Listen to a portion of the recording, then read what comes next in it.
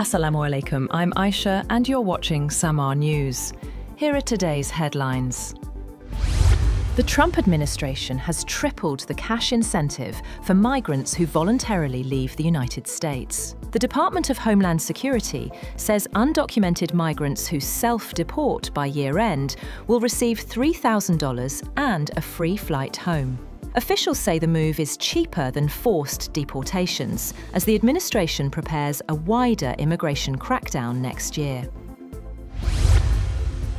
Iran has reportedly held missile-related military drills in multiple cities, including Tehran, Isfahan and Mashhad, marking the second such exercise in a month.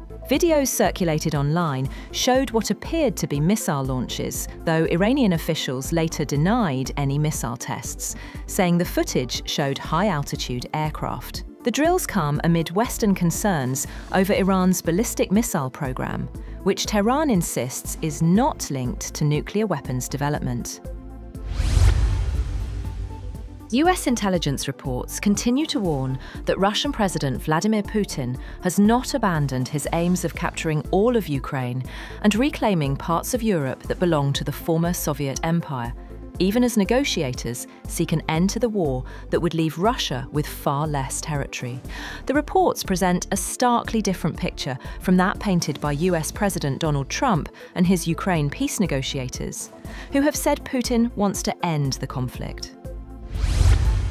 US Special Envoy Steve Witkoff has said that talks held between US, European and Ukrainian officials over the last 3 days in Florida, aimed at ending Russia's war in Ukraine, focused on aligning positions, calling those meetings and separate talks with Russian negotiators productive.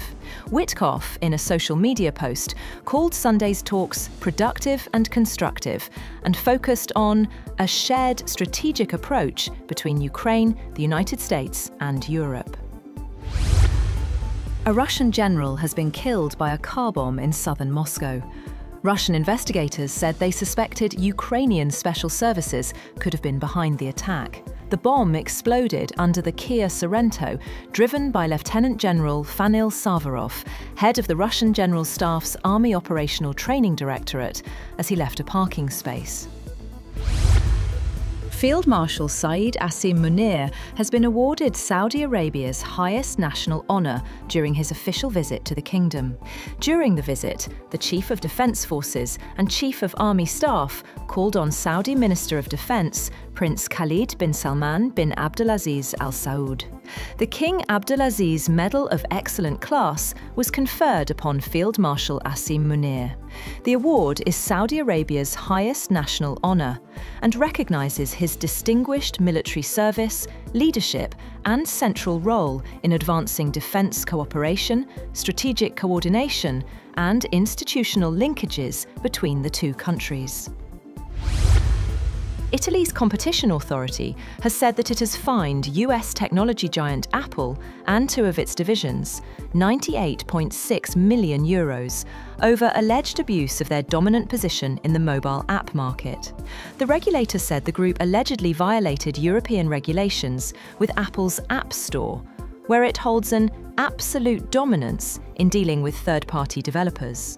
The watchdog opened the probe into the technology giant in May 2023, claiming the company penalised third-party app developers by imposing a more restrictive privacy policy on them from April 2021.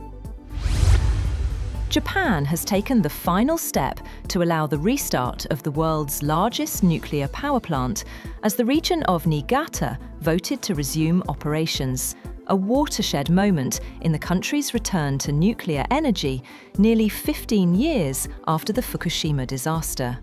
Kashiwazaki Kariwa, located about 220 kilometers northwest of Tokyo, was among 54 reactors shut after the 2011 earthquake and tsunami crippled the Fukushima Daiichi plant in the worst nuclear disaster since Chernobyl.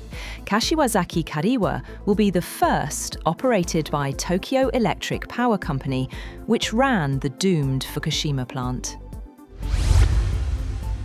oil prices have jumped as fears of supply disruption returned to the market. Brent crude futures gained $1.31 to $61.78 a barrel after the United States intercepted an oil tanker near Venezuela, raising concerns over exports under US sanctions. Tensions in the Russia-Ukraine war also stayed high, adding to uncertainty, even as global supply remains ample and markets broadly bearish.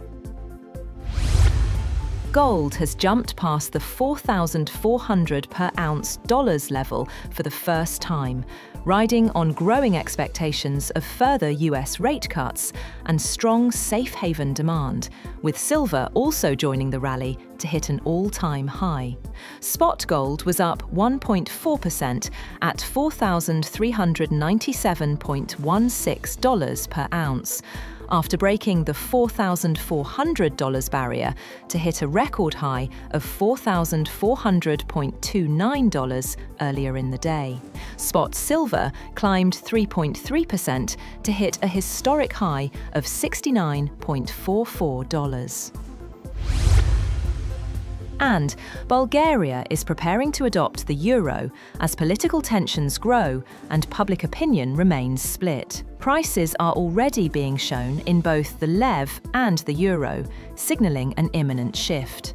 Supporters see easier trade and travel, while critics fear loss of identity and confusion, especially among the elderly. The move comes as Bulgaria narrowly meets the Eurozone's inflation requirement. That's all for now. For more updates, visit www.samaa.tv. Thank you for watching SAMAA News.